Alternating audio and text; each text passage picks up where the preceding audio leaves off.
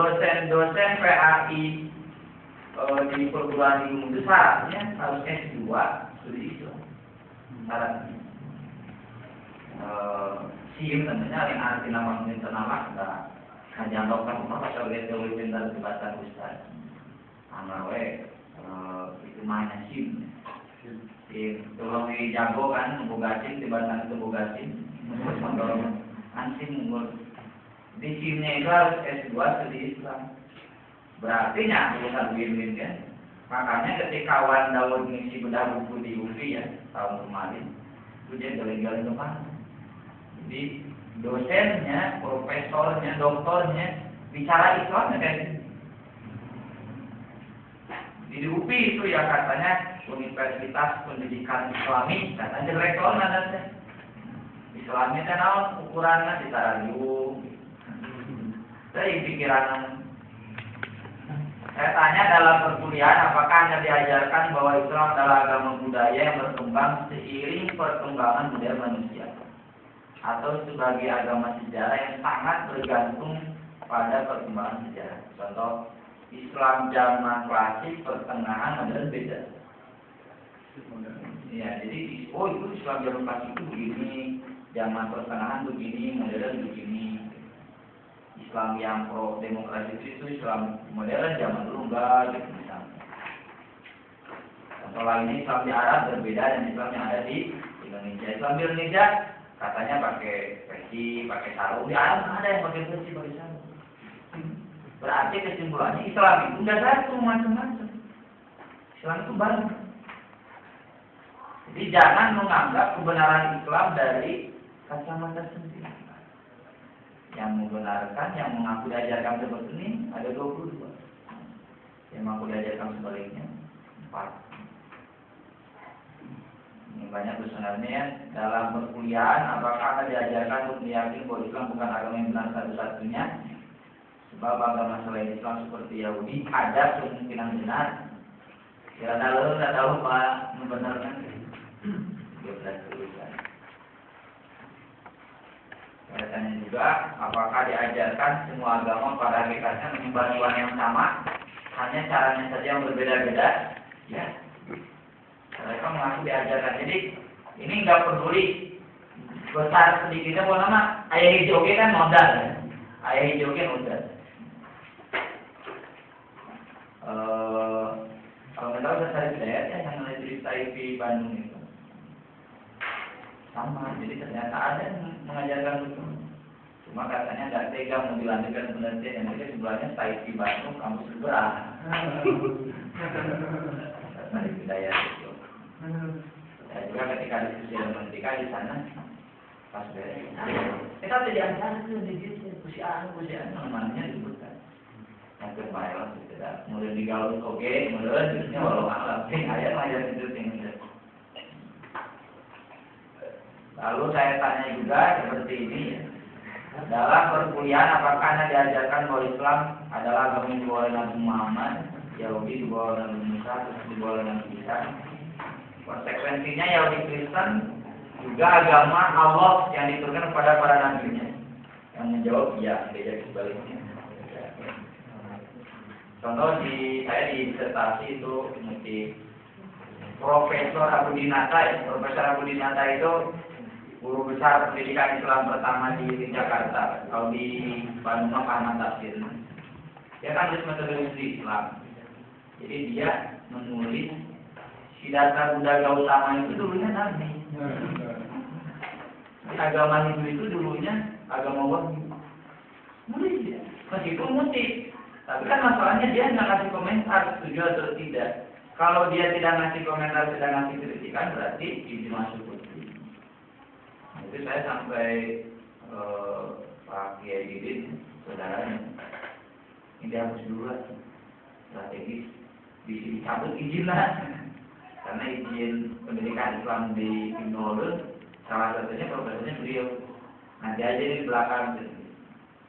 Jadi orang yang ditokohkan pun ada yang berpikir seperti itu. Ini masih banyak ya kuesioner di Islam di Indonesia. Kalau jantung itu mau disepakati perguruan tinggi. Tapi sebetulnya ada lembaga-lembaga yang susah di westernisasi, yaitu khutbah Jumat dan majlis taklim. Untuk presiden dalam Jadi itu susah diliberalisasi. Bahkan orang liberal sekalipun khutbah Jumat mau ngajar Jumat kan mau. Tidak ada label-label liberal. Ini saya hanya satu potretnya.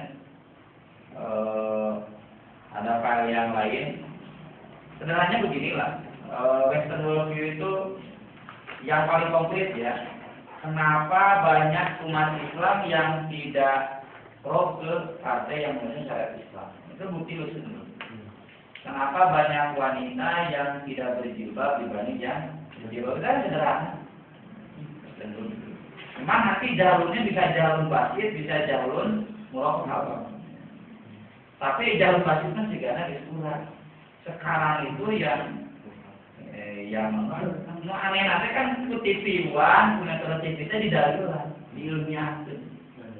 Jadi kalau metro TV misalkan meliput tentang konflik Syiah, itu dia tidak akan berangkat dari Islamic worldview, dari Western worldview, bahwa ini kelompok masyarakat yang harus diakui keberadaannya secara setara, gitu. Kalau dalam Islam kan harus dibedakan antara yang menghina dan yang dihina, yang menghina dihukum, gitu kan. Kalau dalam Islamic worldview, tapi Metro TV, TV One itu nggak pakai Islamic worldview, pakainya Western worldview, sekuler, bahwa mereka sama-sama saja, jadi sama. Mau yang menghina Nabi Muhammad, yang memuji Nabi Muhammad itu sama, toleran saja lah. Gitu. Nah itu gambaran Western worldview. Atau seperti ekspektor, itulah sederhananya. Jadi maksud saya masalah worldview ini sudah merasuk ke tengah-tengah kehidupan kita ya. Jadi kalau saya di kamu Iqbal, jadi dia menganggap kenapa penting buku itu. Anu penting mah ini nama tuh cenah pembaratan akhlak. Nah, kita dulu ya di Tommy nu akhlakna bejat terbaratkan loba gitu, nu kieu oge loba. Nah ini malah kan jauh banget itu mah ignorance. Ayo mah jauh lokal, pintar tapi bodoh. Confusion. Jadi ada ilmu yang rusak. Jadi yang itu penting kan urang oge dina Jumat majlis taklim ada mau ngabas mukara ieu nya moal. Kalau pada dosen Garut, punya ada yang berbeda tentang hadis. Dulu ketika kuliah S2, sena urang teh ngebahas mungkil di kelas. Nah, anu balik dari masjid ngebahas tentang pae, tentang maon, nenang aja. Semua aya di alam urang teh negara ini. Ya betul, tapi di dunia kalau pemuda itu kan memposisikan intelektual ya otomatisnya ada. Jadi kalau dilihat asal usulnya worldview itu terjemahan ini dari Weltan Song. Weltan Song ini diproduksi oleh Immanuel Kant. Immanuel Kant ini kalau bahasa Pak Hatta ya, Muhammad Hatta, beliau kan yang menulis buku filsafat Yunani itu guru kita di Barat yang agak mirip dengan Islam dari Barat, Immanuel Kant. Karena dia seorang pendeta Protestan. Jadi Weltan Song itu persepsi indrawi tentang dunia dan merupakan filsafat. Jadi kalau filsafat apapun itu pasti ada konsep intinya, konsep tentang manusia, konsep tentang alam, konsep tentang ilmu dan sebagainya. Masing-masing peradaban punya Weltan Song yang makanya beda-beda. Contoh komunisme. Bedanya komunisme dan kapitalisme itu kan di dalam konsep kekayaan, konsep harta, materialisme tentang materi dan sebagainya. Ateisme bedanya di dalam konsep ketuhanan, skeptisisme dalam konsep ilmu. Hari ilmu benar saya yang nanti melahirkan skeptisisme. Ada positivisme, ini positif. Makanya itu menurut para positivistik yang sekarang digunakan di dunia secara umum itu tidak ilmiah. Dia mah keluar di UP kalau minum. Kemudian S2 saya balik deh tadinya. rasionalisme, ya, ini dalam konsep hakikat, modernisme dan postmodernisme. Nah, pertanyaannya adalah, adakah Islamic worldview? Ini dulu saya masih ingat ya, ketika kuliah itu Pak Hamid Jarkasi, namanya Pak Jan ya, setengah hari sudah jam 8 sampai duhur itu hanya membahas adakah filsafat Islami, adakah worldview Islami. Menyerahkan itu Sateten kan rujukan kan kalau bahasa al-akal, masalah banget, anti kan filsafat. Kadang-kadang banyak yang salah kan ya, termasuk Sesari Hidayat. Itu nggak bahas sampai dia pada duhur ngomong gini saking stresnya, udah kalau mau disepakati ada salah di tahunnya. Jadi sebelum beres nulis disertasi saya kesimpulan. Jadi memang ngajukan judul dibuka kesimpulan, memang ambil disertasi buka kesimpulan. Anak ngarumuskeun anak itu yang susah. Jadi kesimpulannya mana barat sesat Islam benar kan gitu. Tapi cuma ngarumuskeun ada itu yang susah. Jadi membantah teori satu persatunya itu yang susah. Menurut saya, dia menurut lain mudah. Ini kalau saya skemakan begini, di Barat itu dalam konsep ilmunya, ya, konsep agamanya adalah jadi tidak mengakui wali. Dalam konsep dunianya sekularisme. Kalau di kita Madinah, saya sependapat ya, dengan Al-Atas yang mengutip Ibnu Arabi, di Madinah itu ada unsur kata din. Kemudian liberalisme, bukan Ibnu Arabi, menandur Lisanul Arab. Liberalisme ini nanti masuk ke konsep agama, konsep Tuhan, konsep manusia, kebebasan. Pluralisme ini konsep agama dan konsep Tuhan, humanisme konsep manusia, feminisme sama konsep tentang wanita, relativisme ini konsep ilmu. Jadi ini masuk yang menyebabkan rekan-rekan kita baik di perguruan tinggi Islam, di media-media Islam termasuk Republika sendiri gitu ya, punya pola pikir yang beda yang persis. Berapa persis kan di surga jelas. Ini beda yang persis. Yang membedakannya kalau di Islam ya filsafat apapun dasarnya harus wahyu. Ini nggak ada di sini. Dasarnya harus tauhid. Konsekuensi wahyu tauhid kebenaran itu final, tidak relativis. Maka nanti dalam konsep kehidupan pun harus berlandaskan tidak bisa sekuler.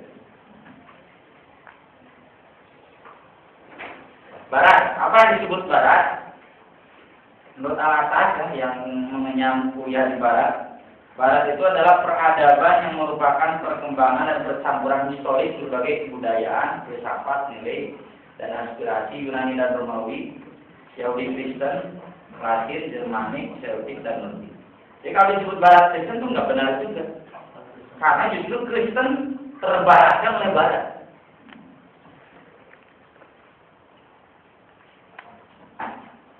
Dari Yunani kuno diserap unsur-unsur filosofis, epistemologis, dasar-dasar pendidikan kayak tadi istilah pedagogi antropometri itu dari Yunani.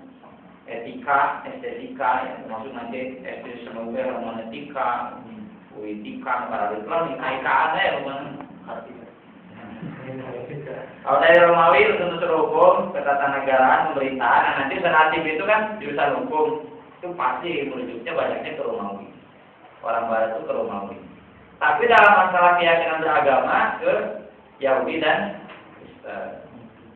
Dalam masalah semangat kebangsaan itu orang-orang Latin, Jermanik, Celtic, dan Nordik tentang kemerdekaan dan lain-lain.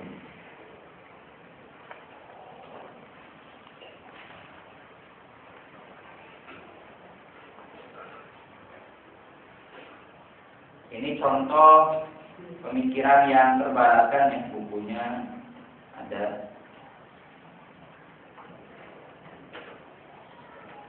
Ini jadi kurikulum kan Universitas pada Madinah. Pola pikir seperti itu. Jadilah orang yang ngurus dirinya tidak seperti ini, umurnya termasuk duit. Secara substansial, sekularisme, liberalisme, dan pluralisme keagamaan adalah bagian integral dari spirit Islam dan sangat penting. Jadi lamun salaya sekularisme dan luar Islam, menurut mereka itu bagian integral dari Islam. Bahkan merupakan suatu keharusan dikembangkan dewasa ini untuk mewujudkan masyarakat Indonesia yang adil, terbuka, dan demokratis. Kita buku ini secara terang-terangan ngadalilan sekularisme, liberalisme, dan pluralisme. Ini yang saya maksud jalur murokab itu. Mereka bukan nggak tahu Quran, nggak tahu hadis. Tentang sekularisme. Sekularisme kata Dawang dibutuhkan untuk menjamin kebebasan beragama. Ini kan tokoh Muhammadiyah. Sekularisme menginginkan agar negara tidak melakukan intervensi dan pengaturan kehidupan beragama. Sekularisme ingin menempatkan agama di ruang publik yang bebas dari intervensi negara. Di wilayah ini, setiap agama dan aliran agama bebas berkembang. Di dalam pola pikirnya, Islam itu pasti harus sekuler. Karena Islam kan harus adil kepada semua agama. Agar adil, ya harus sekuler. Kalau nggak sekuler, nggak adil. Jadi kalau uraian yang lengkapnya seperti itulah. Di sini di buku ini satu banyak lebar. Liberalisme, karena kita hidup dalam situasi yang dinamis, selalu berubah, sehingga agar agama tetap relevan, diperlukan sebuah cara pandang baru atau tafsir baru dalam melihat dan memahami agama. Jadi kalau masih pakai tafsir klasik, itu nggak mungkin sesuai dengan tuntutan zaman. Sedangkan Islam itu kan membuka diri untuk membuka pemikiran, selalu responsif dengan perubahan zaman. Nah makanya tafsirnya itu harus tafsir yang membebaskan. Tafsir yang akan dijadikan pisau analisis untuk melihat problem kemanusiaan, mempertimbangkan budaya, menghilangkan ketergantungan pada sebuah fase sejarah tertentu yang dimaksud sahabat, salah, dan menjadikan doktrin agama sebagai sumber etis untuk melakukan perubahan. Maksud sumber etis agama itu ambil nilai-nilai etikanya. Pluralisme sama gitu. Jadi kata mereka secara teologis manusia harus menangani perbedaan mereka dengan cara terbaik secara maksimal sambil menaruh penilaian akhir mengenai kebenaran kepada Tuhan. Karena tidak ada satu cara pun yang bisa dipergunakan secara objektif untuk mencapai kebenaran yang mutlak ini. Jadi dasar pluralisme itu tadi konsep ilmunya bermasalah. Tidak meyakini ada kebenaran yang disepakati. Dari itu relatif. Nah, jadi mereka menilai pluralisme ini cara terbaik. Nggak ada lagi. Jadi kalau kata Dawang itu di kalimat berikutnya, kalau tidak pluralisme, mau pilih monolitisme. Kalau mau pilih monolitisme, dia misalkan Saudi Arabia. Nggak mungkin itu orang yang bebas tahlilan katanya. Lamun agama sok yang menilai Saudi Arabia, dan pluralisme juga di Indonesia. Kalau tidak pluralisme harus monolitisme. Ya itu saja kita sekilas gambaran.